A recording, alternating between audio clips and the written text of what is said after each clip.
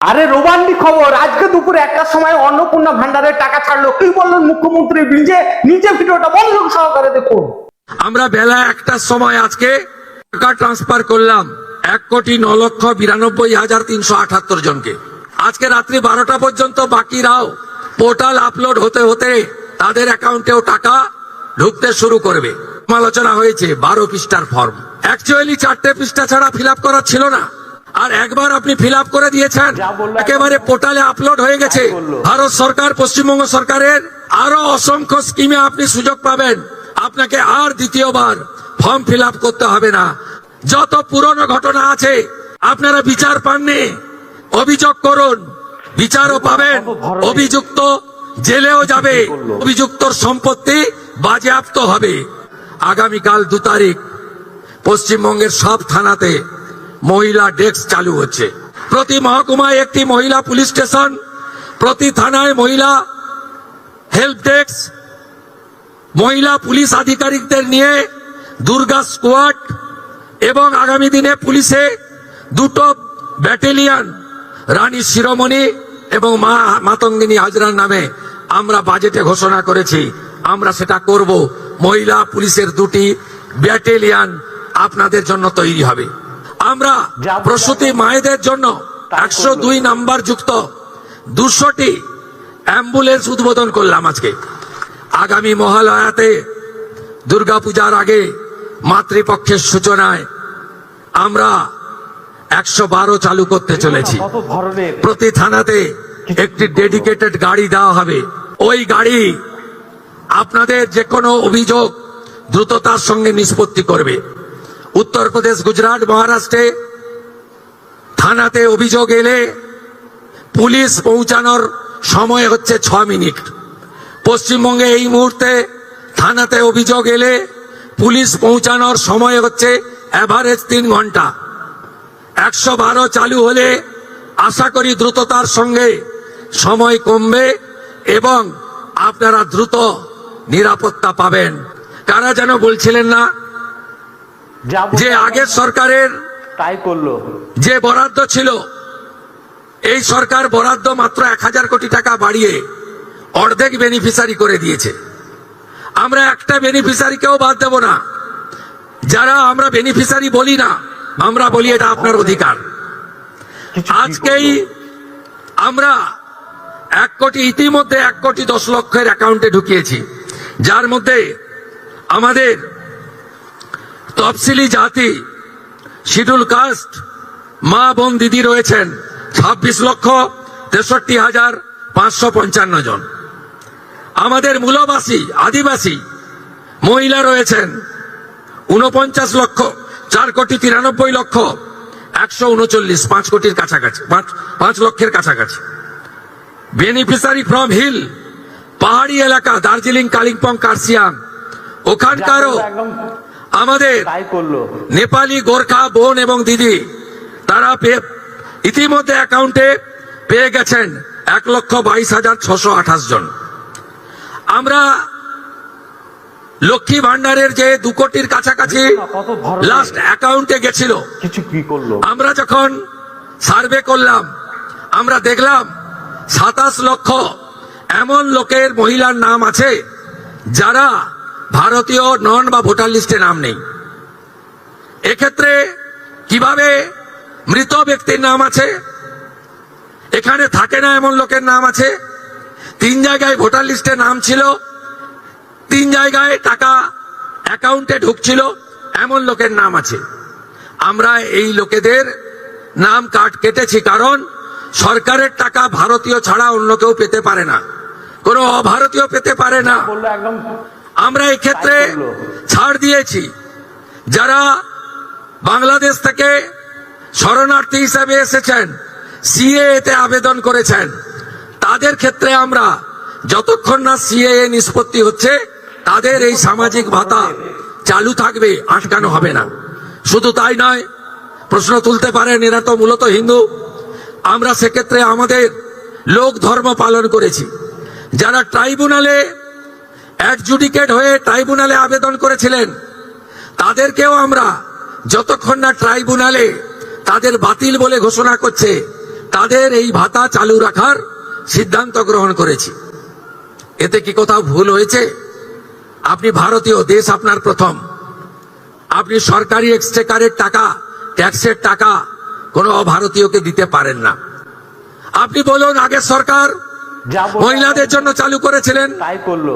500 এই কর্মসূচির উদ্দেশ্য ছিল মহিলাদের অ্যাকাউন্টে যাওয়ার। আপনি অবাক হয়ে যাবেন, এই 2 কোটির মধ্যে 10 লক্ষ পুরুষ বেরিয়েছে।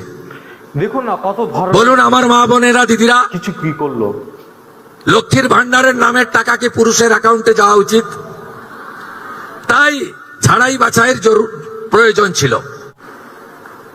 আমরা 4 দিন ব্যাপী যে জনকল্যাণ শিবির করেছিলাম, এই জনকল্যাণ শিবিরে 8,15,000 দিদি এবং বোন অন্নপূর্ণা যোজনায় নাম নথিভুক্ত করেছিলেন। খুশির খবর, আজকে যাদেরকে টাকা ট্রান্সফার হলো তাদের মধ্যে জনকল্যাণ শিবিরে আসা 8,15,000 প্রত্যেকেই তাদের অ্যাকাউন্টে টাকা পেলেন। শুধু তাই নয়, যা বললো আমরা একদম 3রা জুন বলেছিলাম তাই করলো। যে আমরা মাসে একদিন টাকা ট্রান্সফার করব। এই ধরনের বড় অনুষ্ঠান হবে না, কিন্তু প্রত্যেক মাসেই আপনারা টাকা পেয়ে যাবেন অ্যাকাউন্টে। এবং যেহেতু ফর্ম ফিল আপ এবং ভেরিফিকেশন পোর্টালে আপলোডের প্রক্রিয়া চলছে, পুরো জুন মাস সময় দিয়েছি, পুরো জুলাই মাস সময় পাবেন, পুরো আগস্ট মাসও সময় পাবেন। অতএব একটা স্বচ্ছতার ভিত্তিতে আমরা কখনই বলি না যে বিজেপির টাকা, আমরা কখনোই বলি না মুখ্যমন্ত্রীর ব্যক্তিগত টাকা, আমরা কখনোই বলি না প্রধানমন্ত্রীর ব্যক্তিগত টাকা। আমরা বলি সরকারি টাকা, সরকারি প্রকল্প, যারা যোগ্য তারা পাবেন। অন্নপূর্ণা যোজনার বাইরে গিয়ে যদি বলা যায়, আমরা সরকারি বাসে 0 ভ্যালু টিকিট আমাদের মহিলাদের জন্য চালু করেছি। আমরা যা বললো যেহেতু চালু করার সময় বেশি সময় পাইনি, আমরা এরপরে একটি পিঙ্ক কার্ড, গোলাপি কার্ড করে দেব, যাতে যারা প্রকৃতপক্ষে সরকারি বাসে ফ্রিতে চান মহিলারা, তারাই পাবেন। কারণ আমি দেখেছি দেখুন না কত ধরনের বেশ কিছু সরকারি কর্মচারী, কিছু কি করলো। মহিলা দিদিরা, বোনেরা, তারা বলেছেন কেন আমি টিকিট কাটতে চাই, আমি টাকা পাচ্ছি, সরকার আমাকে বেতন দিচ্ছে, আমি উপযুক্ত অর্থ পাচ্ছি, আমি ফ্রিতে অফিস যাত্রা করতে চাই না। আমি তাদেরকে কর্নিশ জানাই যে তারা চান যে এই ধরনের অর্থনৈতিক সাপোর্ট, সহায়তাযুক্ত কর্মসূচি কেবলমাত্র প্রকৃত প্রাপকদের কাছেই যাক, ছাত্রীদের কাছে যাক, চা বাগানের শ্রমিকদের কাছে যাক, অন্যান্য চিকিৎসা করতে আসা গ্রামের মহিলাদের কাছে ফ্রিতে তারা বাসে ভ্রমণের সুযোগ পাক। তাই আমরা একটি পিঙ্ক কার্ড তৈরি করে দেব, তার ফলে যাদের সরকারি বাসে ফ্রি প্রয়োজন সেটা পাবেন। আমাদের এবারের বাজেটে কি কি আছে শুনে রাখুন। দেখুন না 1 লক্ষ কর্মসংস্থান হবে শিক্ষিত কিছু কি করলো। বেকার যুবক যুবতীদের জন্য। তাদের মধ্যে 30,000 মহিলা, শিক্ষিত মহিলাকে আমরা চাকরি সুনিশ্চিত করব। আমাদের দ্বিতীয় প্রতিশ্রুতি, প্রধানমন্ত্রী মাতৃ বন্দনাতে আমাদের প্রসূতি মায়েদের ভারত সরকার থেকে 5,000 টাকা করে দেওয়া হয়। আমরা তার সঙ্গে 16,000 টাকা যুক্ত করে 21,000 টাকা করে দেব। আগস্ট মাস থেকে আপনারা এটা পাবেন। 5টি পুষ্টিকর খাদ্যের কিট, নিউট্রিশন কিট আমরা প্রসূতি মায়েদের তাই করলো। হসপিটাল থেকে, স্বাস্থ্য কেন্দ্র থেকে দেব, এই প্রতিশ্রুতিও দিয়েছি। আমরা বলেছি সরকারের যত স্কিম চালু আছে ছাত্রীদের জন্য, বোনেদের জন্য, কন্যাশ্রী সহ দেখুন না কত সেগুলো ধরনের চালু থাকবে। কোন স্কিমে কি করলো। আমরা আপনাদের অধিকার থেকে বঞ্চিত করব না। সাথে সাথে আমরা চাই আমার বোনটি, কন্যাটি ডাক্তার হোক, ইঞ্জিনিয়ার হোক, নার্স হোক, লয়ার হোক, গ্রাজুয়েট অনার্স হোক, অধ্যাপক, শিক্ষিকা হোক, ডক্টরেট করুক, পিএইচডি করুক। এই জন্য ড্রপ আউট আটকাতে আমরা 50,000 টাকা করে ইউনিভার্সিটি, উচ্চ শিক্ষার জন্য মহিলাদের বোনেদের কন্যাদের দেওয়ার জন্য আমরা ব্যবস্থা রেখেছি। এ তো গেল সাপোর্ট। তাই করলো। সুরক্ষা কি হবে? সুরক্ষা কি হবে? অভয়ের মতো ঘটনা, কসবা ল কলেজের মতো ঘটনা, রামপুরহাটে ছোট্ট আদিবাসী কন্যার ধর্ষণ খুনের ঘটনা, অথবা হাঁসখালি, কালিয়াগঞ্জ, ময়নাগুড়ির মতো ঘটনা, অথবা রামপুরহাটে বকটুইতে সংখ্যালঘু মহিলা শিশু কন্যাদের জ্বালিয়ে দেওয়ার মতো ঘটনা কবে বন্ধ হবে? এর জন্য সরকার কি ভাবছে?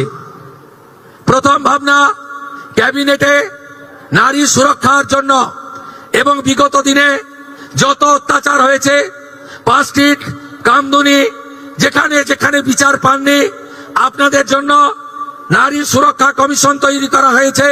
চেয়ারপারসন অবসরপ্রাপ্ত কলকাতা হাইকোর্টের বিচারপতি শ্রীমতী সমাপ্তি চ্যাটার্জি এবং মেম্বার সেক্রেটারি দুদে আইপিএস অফিসার বললো একদম দময়ন্তী সেন। তাই করলো। ইতিমধ্যে এইচআরবিসি অফিসে অফিস করা হয়েছে কমিশন। এই ধরনের রোমান্টিক খবর বা এরকম রোমান্টিক নিউজ পেতে চাইলে অবশ্যই সময় রাজনীতি চ্যানেলটাকে ফলো করে রাখবেন, পাশে থাকবেন। আপনাদের জন্য নিত্য নতুন খবর তুলে ধরবো আমার এই সময় রাজনীতি পেজে।